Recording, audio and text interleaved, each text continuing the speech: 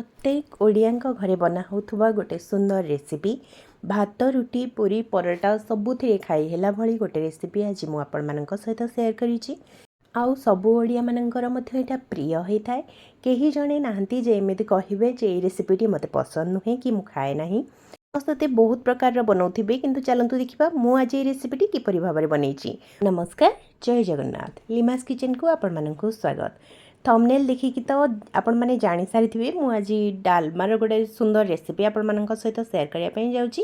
भिडियोटी को स्किप न करी मूलरु शेष पर्यंत देखंतु। पाखरे थिबा बेल आइकन को प्रेस करि नियंतु जहा द्वारा मु अपलोड करथबा सब भिडियोर प्रथम नोटिफिकेशन आपण माने पाई परिबे। जदि प्रथम थर पई मो भिडियो देखुछंती ताहाले मो चैनल को निश्चय सब्सक्राइब करिवे। चलंतु एठी देखिबा डालमा बनेबा पई मु एठी कोन सब सामग्री नेछि।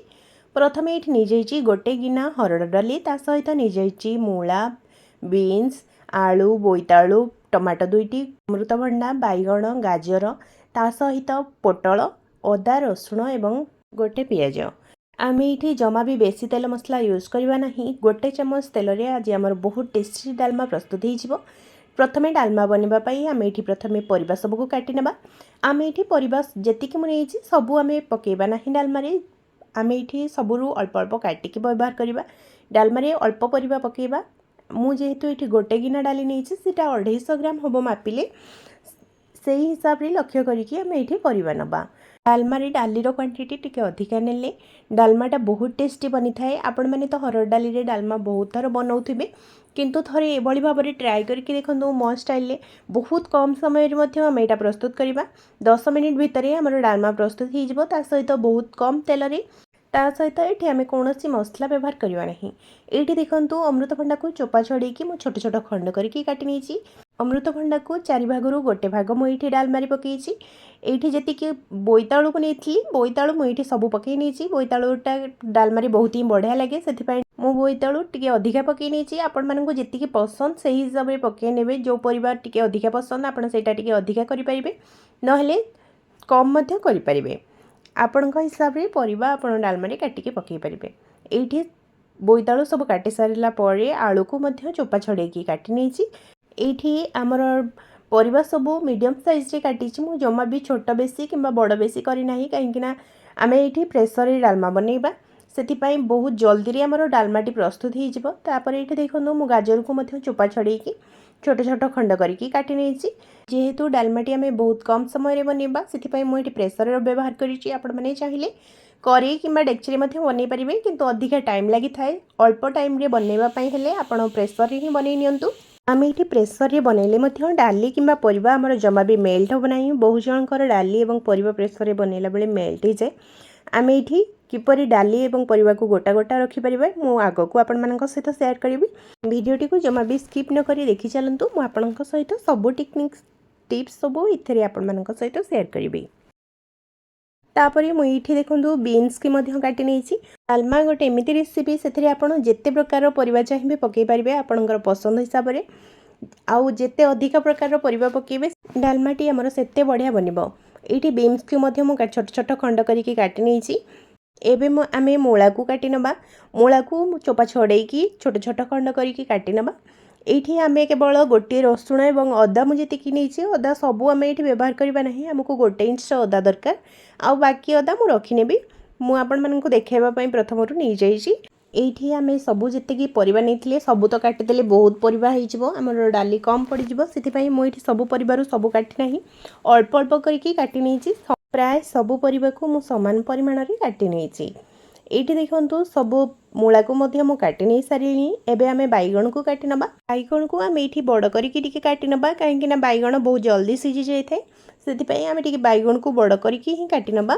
डालमा गोटे एमती रेसिपी जे छोट ठू बड़ समस्ते खाइबापी पसंद करती। सहित बहुत हेल्दी जेहेतु ए बेसी तेल मसला आमको दरकार पड़ी न थाए। आपण सप्ताह 7 दिन यहपरी डालमा बनईकी खातु बहुत ही आपण मानक भल लगे। सहित आपण सब बेले हेल्दी ही रहिबे।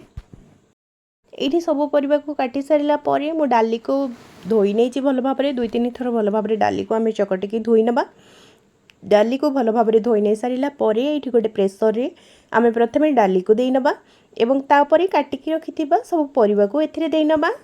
ये डालमार रेसिपीटी आप सबुथ खाई पारे भात हो कि रुटी पूरी परोटा सबुथिरे सर्व कला भली गोटे सुंदर रेसिपी और बहुत टेस्टी होता है। डालमा टिके हो गले भात हो कि पूरी परोटा जहाँ भी हो खाइबापी बहुत ही बढ़िया लगे।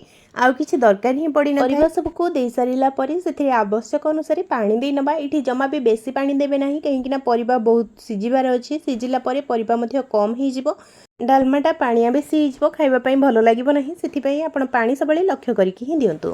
परिबा सहित ये दे नबा 2टी टमाटो तापरे से दे नबा स्वाद अनुसार लुण एवं हलदी गुंड ता सहित दे नबा 1-2 टोपा तेल तेल दे नबा द्वारा आमर प्रेसर रु बाहरी जीवनी जमा भी डालमा सिटी मारिला बेले बाहरी जाए जो पानी भली सेटा जमा भी बाहर ना।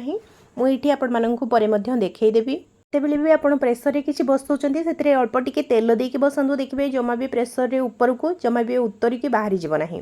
ये देखो 2टा सीटी लगे नेला परे मोर ये डालमा पूरा प्रस्तुत हो जाइए। आपण ये देखिए जानीपारे मोर प्रेसर ऊपर जमा भी किसी लगी ना माने जमा भी उतरी ना प्रेसर रु आम ये मीडियम फ्लेम रे 2टी सीटी लगे नेबा कहीं डालमा बेसी सीटी लगे नेबा द्वारा बहुत अधिक सीझी जाए से डालमाटा भल लगी न था टेस्ट। आप हरड़ डाली बनाऊँ ताहले 2टी सीटी ही बंद कर दिंतु देखिए डालमा पूरा परफेक्ट सीझी थी सहित डाली एवं परिबा बहुत बढ़िया भाव में गोटा गोटा थीबो जमा भी मेल्ट हो नथिबो। एठी गैस ऑन करी बसई नबा गोटे करेई रे दे नबा गोटे पिंच हेंगु परे से दे नबा 5 फुटण एवं 2टी सुखिला लंका फुटण भल भाव में फुटिगला परे से दे नबा पियाज। मुझे प्रथम जो गोटे पियाज नहीं ताको छोट छोट खंड करके काटी नहीं पियाज टिके भल भाव में मौली आसला परे से दे नबा रसुण एवं अदा को छेचिक नहीं जा। मुझे गोटे रसुण जो प्रथम नहीं पूरा से रसुणटा को छड़े नहीं कि चोपे 1 इंच अदा देकी भल भाव में छेची नहीं। एबे देखंतु अदा रसुण पियाज आमर सबू भल भाव में भाजी गलानी।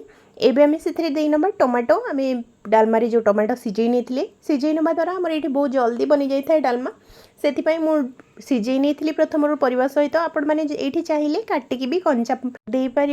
ये देखो दे नहीं काश्मीरी लंका गुंड गोटे चामच यहाँ बहुत बढ़िया कलर आसब डालमा सहित दे नहीं गोटे पिंच हलदी गुंड और गोटे पिंच हम लुण आम ये लुण और हलदी गुंड को केवल मसला आम जेहेतु डालमा लुण हलदी व्यवहार करनी आमर केवल मसला आम अल्प टिके पकई नहीं आमर भल भाव में पूरा भाजी गला मसला सबू। एबे आम से दे नबा डालमा पूरा करेई तेल छाड़ी आसला आप देखिए तो जानीपारे टमाटो बहुत बढ़िया भाव में भाजी हो जाए। आम से दे नबा डालमा सबको दे नेला परे किसी समय फुटे नबा 1-2 मिनिट फुटे नेला परे आम से दे नबा गोटे चामच धनिया गुंड। ये मुझे देखा परिबा एवं डालमा डाली सबकिछि बहुत बढ़िया अच्छी जमा भी मेल्ट हो जाए पूरा परफेक्ट बनी डालमाटी आमर। एबे आम से दे नबा धनिया पत्र किछि काटिकी यहाँ बहुत बढ़िया टेस्ट लगी था डालमा धनिया पत्र जदि अच्छी ताले आप जमा भी स्किप करेंगे ना डालमा धनिया पत्र निहाती ऐड करूँ। एबे से जीरा गुंड दे नबा लास्ट रे जीरा गुंड देकी गैस फ्लेम को ऑफ कर नबा। आपण जितेबेले भी डालमा बनाउछंती प्रेसर जितेबेले सीटी लगाउछंती सेटा ही लक्ष्य रखंतु आपनका डालमा बहुत ही बढ़िया एवं परफेक्ट बनिबो। 2टी सीटी ही हरड़ डाली रे लगांतु। एठी हमर प्रस्तुत हो गला प्रति ओडियांकर प्रिय डालमा। आपण माने भी एभली डालमा प्रस्तुत करंतु भात रुटी पूरी परोटा सबुथिरे सर्व करंतु। वीडियोटी जदि भल लागे लाइक कमेंट शेयर करिवे। रहिली जय जगन्नाथ।